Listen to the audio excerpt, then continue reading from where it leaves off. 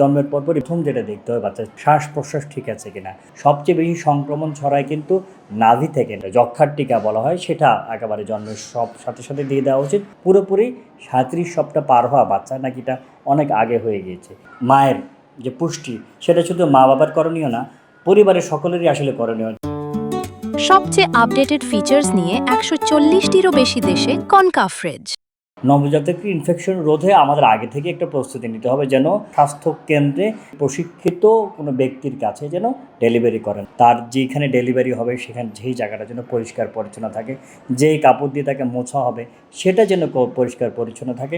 সবচেয়ে বেশি সংক্রমণ ছড়ায় কিন্তু নাভি থেকে। নাভি কাটার সময় অবশ্যই আমরা বলবো যে একটা পরিষ্কার ব্লেড বা ছুরি যেন ব্যবহার করা হয়, সেটা যেন জীবাণুমুক্ত হয়। যেই সুতা বা যে ক্লিপ দিয়ে তাকে এখানে আটকানো হচ্ছে নাভিটা, সেটা যেন অবশ্যই আমরা বলি যে পরিষ্কার পরিচ্ছন্ন থাকে, ওয়ান টাইম থাকে। বাচ্চাকে যেন যত্র চুমু না দেন, এবং বাচ্চাকে নেওয়ার সময় অবশ্যই পরিষ্কার পরিচ্ছন্নভাবে হাত ধুয়ে নিতে হবে, এবং বাচ্চার কাপড় সবসময় জীবাণুমুক্ত থাকতে হবে। জন্মের পর প্রথম যেটা দেখতে হবে বাচ্চার শ্বাস প্রশ্বাস ঠিক আছে কিনা, সে ঠান্ডা হয়ে যাচ্ছে কিনা, তার নীল হয়ে যাচ্ছে কিনা। এক সময় আমাদের কালারটা খুব দেখতে হবে, যদি নীল হয়ে যায় বুঝতে হবে তার শ্বাস প্রশ্বাসে কোনো সমস্যা হচ্ছে, অক্সিজেনের ঘাটতি হচ্ছে। এরপরে দেখতে হবে তার নেতিয়ে পড়ছে কিনা এবং ঠান্ডা হয়ে যাচ্ছে কিনা। এর সাথে সাথে দেখতে হবে বাচ্চারা আসলে স্বাভাবিক যে নড়াচড়া সেটা ঠিকমতো আছে কিনা। এসব দেখতে হবে জন্মগত কোনো ত্রুটি আছে কিনা।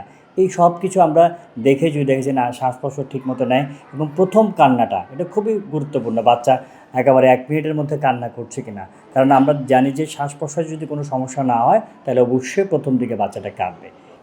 এর পরপরই যেটা করতে হয়, বাচ্চাকে ভালো করে মুছে আমরা বলি র্যাপিং করে তারপরে অন্যান্য জিনিসগুলো দেখতে হবে। তার হার্ট যে আমরা বলি হৃদয়ের স্পন্দন ঠিক আছে কিনা, শ্বাস প্রশ্বাসের ওঠানামাটা ঠিক আছে কিনা, তার যে শরীরের তাপমাত্রা সেটা কি খুব কম নাকি খুব বেশি। এরগুলি নেওয়া হয়ে গেলে আমরা বাচ্চাটার ওজন নিই। ওজন যেন অবশ্যই কমপক্ষে 2.5 কেজি হয়। এই জিনিসগুলো আমাদের একটু দেখতে হবে, এবং পুরোপুরি 37 সপ্তাহ পার হওয়া বাচ্চা নাকি এটা অনেক আগে হয়ে গিয়েছে। এই সব জিনিসগুলো কিন্তু নবজাতকের ক্ষেত্রে আমাদের খেয়াল রাখতে হবে। জন্মের পরপরই বিসিজি টিকা, যেটা যক্ষ্মার টিকা বলা হয়, সেটা একেবারে জন্মের সাথে সাথে দিয়ে দেওয়া উচিত। অনেক ক্ষেত্রে দেখা যাচ্ছে পোলিওর যে মুখে খাওয়ার, সেটা অনেক ক্ষেত্রে দেয়। আমরা বলবো 14 দিনের মধ্যে বা যত আর্লি সম্ভব বাচ্চাকে বিসিজি টিকাটা দিয়ে দিতে হবে। এরপর 1.5 মাস বয়সে তো অন্য টিকাগুলি দিই আমরা, প্যান্টা যেখানে 5টা টিকা দেওয়া হয়, পিসিবি নিউমোনিয়ার টিকা দেওয়া হয়, ডিপিটি দেয়। এই সব জিনিসগুলো 1.5 মাস বয়স থেকে আপনি যখন হাসপাতালে যাবেন বা স্বাস্থ্যকেন্দ্রে যাবেন তখন ওনারা বলে দেবেন, কিন্তু প্রাথমিকভাবে একদম জন্মের পর বা 14 দিনের মধ্যে বিসিজি বা যক্ষ্মার টিকা দেওয়াটা নিশ্চিত করতে হবে। মায়ের যে পুষ্টি সেটা শুধু মা বাবার করণীয় না, পরিবারের সকলেরই আসলে করণীয়, যে সকলে মিলে সাপোর্ট দিবে।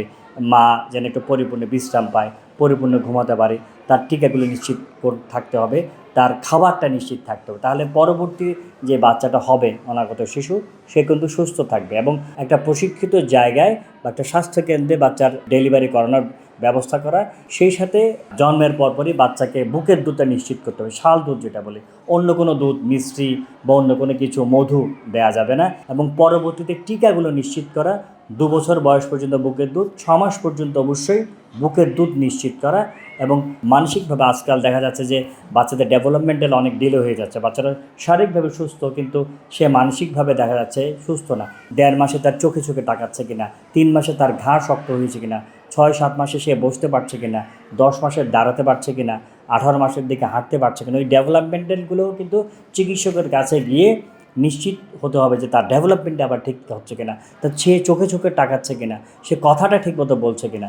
এই জিনিসগুলো কিন্তু আমাদের দেখতে হবে। শুধু যে আমরা জ্বর সর্দি কাশি ওজন দেখলাম, ওজন বাড়ছে না কেন তা না, তার ব্রেনটাও ঠিকমতো ডেভেলপ হচ্ছে কিনা সেগুলোও যদি আমরা নিয়মিত চিকিৎসকের কাছে গিয়ে একটু পর্যবেক্ষণ করে আর্লি যদি এটার ইনিশিয়েশন নেওয়া যায়, ইন্টারভেনশন নেওয়া যায়, তাহলে কিন্তু এই বাচ্চাগুলো শারীরিক এবং মানসিকভাবেও কিন্তু সুস্থ থাকে।